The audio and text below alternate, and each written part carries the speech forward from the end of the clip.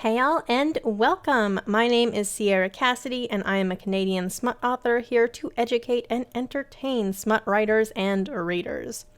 We're continuing with our beta reader series, and today we're focusing on beta reader feedback. I'll break down the general process, and I'll also talk to you about my personal process, because I've been doing this for quite a while now, and I have a pretty good system going. First things first, how should you send your work to beta readers? My personal preference is Google Docs with commenting power. You can give your manuscript to someone in any form, Word doc, PDF, etc. But I would ask your betas if they are comfortable with your preferred option and be sure that they understand how to use it. I'll share a folder to each of my beta readers, and I'll make copies of the divided sections, complete with my questions, and then as each beta reader finishes a section, I make a copy of the next chunk and drop it into their folder for them. I personally think that it's better for each beta reader to have their own individual copy rather than a shared document that is available to all of the beta readers. My logic for this is that people tend to be more likely to leave feedback if they don't see other feedback already there, and they also cannot be influenced by other readers' opinions this way.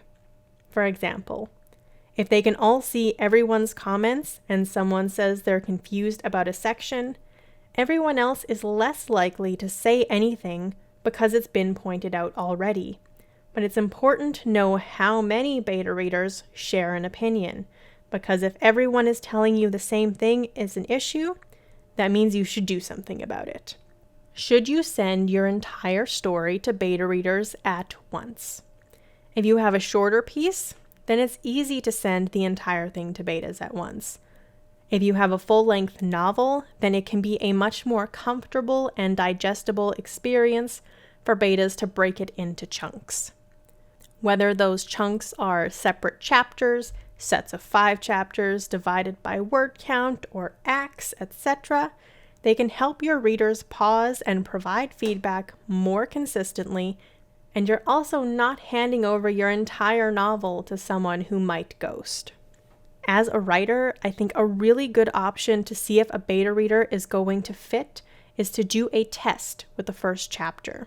So what I mean by this is that rather than sending them a large chunk, you're only going to send them a single chapter with questions so you can get a feel for both the type of feedback they offer, how quickly they're able to complete the task, and whether they're enjoying the story enough to continue.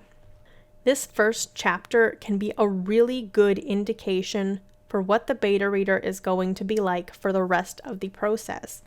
So if there are issues popping up here, you're going to want to address them right away. For example, if a beta reader takes an entire week to read a single chapter, it's very unlikely that they're going to be able to keep up with deadlines. And if they skip over the feedback questions, then you know that they're unlikely to provide you with the feedback that you need.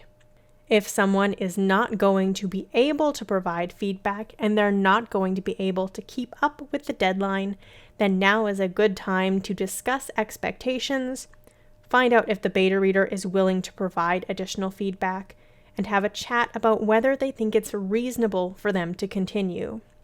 If this beta reader is a person who really wants to just genuinely support you, they can do so in other ways. You could offer them a position on an ARC team or a street team, or just ask them to share the book on release day.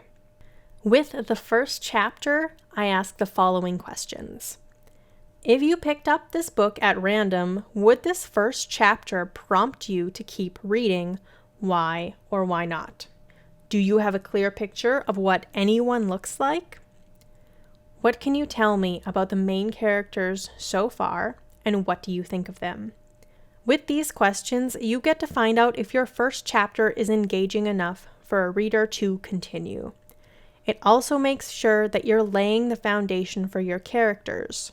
For me, I personally tend to forget to include descriptions, so I always make sure to ask if I've included enough for beta readers to know what my characters look like. Once you've determined which beta readers will be continuing on, you can decide how you're breaking up the rest of the piece, or if you want to send the entire story at once. For novels, I personally recommend sending chunks of about 10,000 words at a time. Obviously, don't cut chapters in half to make this word count, but try to be somewhat consistent about the size. I like to let my beta readers know the word count of each chapter at the beginning of them, so that they are more likely to be able to read in a single sitting versus beginning a chapter and then having to go to bed and potentially forgetting details that would be important to feedback. How do you get good beta reader feedback? You have to ask for it.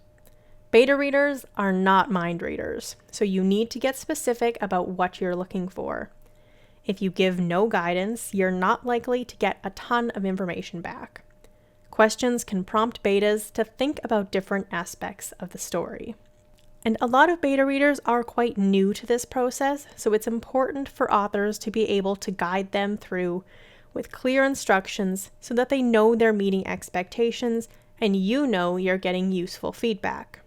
You can ask for this feedback as often as you'd like, at the end of the story, after each chapter, after sets of chapters, but the longer the piece, the more likely people are to forget details if you wait until the end. For short stories and novellas, I usually ask questions at the end of the story, but for novels, I usually ask at the end of each chapter to make sure I'm keeping things on track. What questions should you be asking? These are the questions that I usually ask my beta readers, but I tailor them to the individual stories. What are your initial thoughts? Find out what impact this chapter has on your readers. What are your thoughts about the main character and why? Is your MC coming across the way that you intended? This is important to note because readers aren't going to have the same context as you. What are your thoughts about each character that appeared in this chapter? I always list the characters I'm interested in receiving feedback for. These could be the love interest, the antagonist, or just secondary characters you want to carry a certain vibe. What do you think of the following scenes? You don't have to ask this every time, but if there are specific scenes you want to impart certain things, you should absolutely ask about them after they occur. The last thing you want is something you intended to be heartbreaking, making your readers laugh instead. This will help you keep on top of how everything is coming across. What was your favorite part and why? And vice versa for least favorite. These questions can help you safeguard pieces when you're editing, or give you a heads up where there are sections your readers are just not jiving with. What do you think the following term means based on context?